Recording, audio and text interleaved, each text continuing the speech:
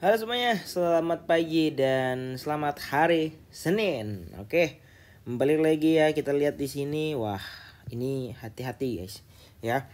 Nah, jadi di sini aku nggak mau ngefood atau nggak mau FOMO ya, karena ini sekali lagi plan aku pribadi dan yang mau maksudnya mengabaikan ini yaitu urusan kalian. Toh kita sama-sama menikmati profit kita, ya kan? Aku menikmati profitku, ya. Kalian menikmati profit kalian. Udah gitu doang, ya kan?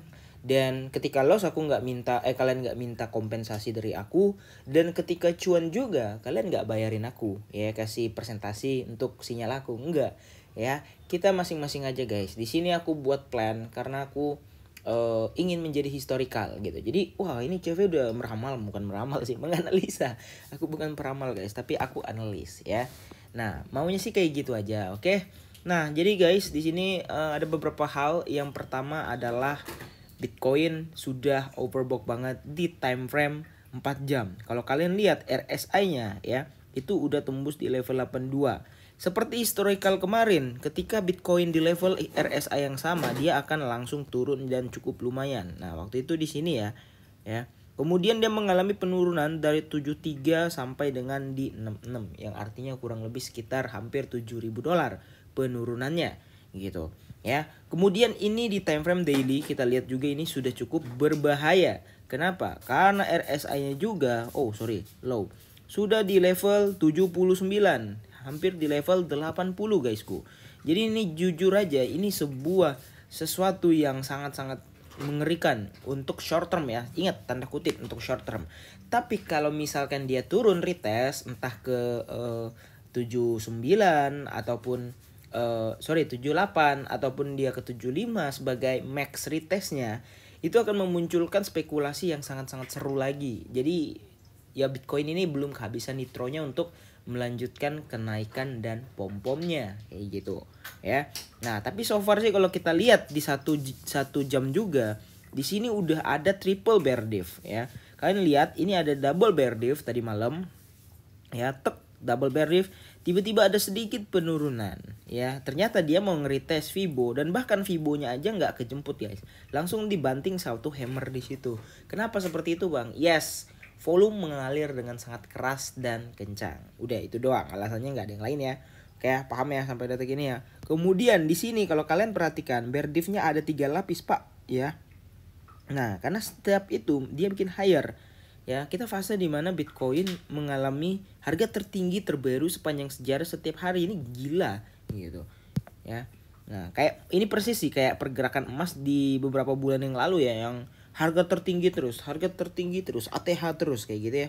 Persis kayak emas. Dan akhirnya sekarang detik ini emas mulai kehabisan nitronya, kehabisan nafasnya sehingga mengalami koreksi dan choppy kayak gitu. Ya. Di sini kalau kita perhatikan udah triple bear div, dan kalau aku pribadi sangat-sangat lucu melihat pattern yang kayak gini. Oke. Ini secara chart. Kemudian ada lagi yang secara apa ya? Kita buka dulu koin glass secara liquidity map. Nah, kenapa alasannya Bitcoin selalu all time high? Itu jawabannya akan saya jawab di sini, Pak. Ya. Jadi langsung aja kita ke liquidation map.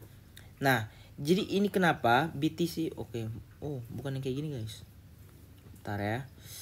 Ini nggak bisa diubah ya.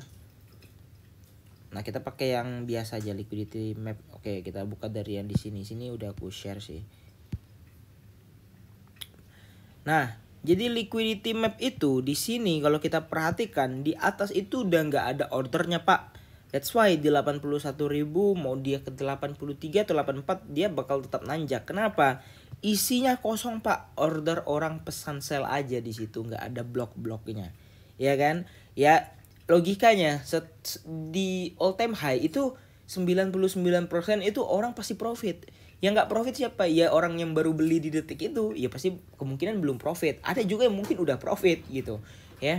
Tapi nggak semua dia profit kayak gitu, ya. Nah, 99% sekarang orang pemegang Bitcoin itu profit, Pak. Jadi they can sell it anytime, they can dump it anytime, and kalian bisa aja sangkut atau rungkat anytime ketika ada pressure sell kayak gitu. ya. Nah, ini dari liquidation mapnya. Kemudian lagi dari di sini kalau kita lihat FR atau funding rate. Ingat, ketika merah adalah saatnya untuk selling karena udah over banget ya. Ingat, ini menjadi patokan yang sangat kental waktu di Maret. Ingat kalian Maret aku suruh exit gara-gara liquidation mapnya udah apa sih namanya, funding rate, liquidation map. Funding rate-nya udah merah semua dan berbahaya. Ya ini current ya. Kita buka di 1 hari, apa yang terjadi? Apakah masih ada yang hijau? Tentu tidak, merah semua, Pak. Dan di 7 hari kita lihat lebih parah, Pak, merahnya, Pak. Ya, di 30 hari gimana juga, Bang? Di 30 hari juga kalian bisa lihat presentasinya, Pak, lebih bahaya dan parah, Pak. Gitu. Ya terserah kalian lah. Kalian mau tetap FOMO, ngelong atau gimana? Yang jelas aku sudah cuan banyak. Ya, aku sudah cuan banyak, aku sudah beberapa take profit gitu ya. Aku tinggal tunggu lagi penurunan yang akan sedikit kayaknya dalam untuk entry lagi dan cuan lagi. Oke, kira-kira gitu aja. Lupa untuk like dan subscribe. See you in the next video. Bye bye.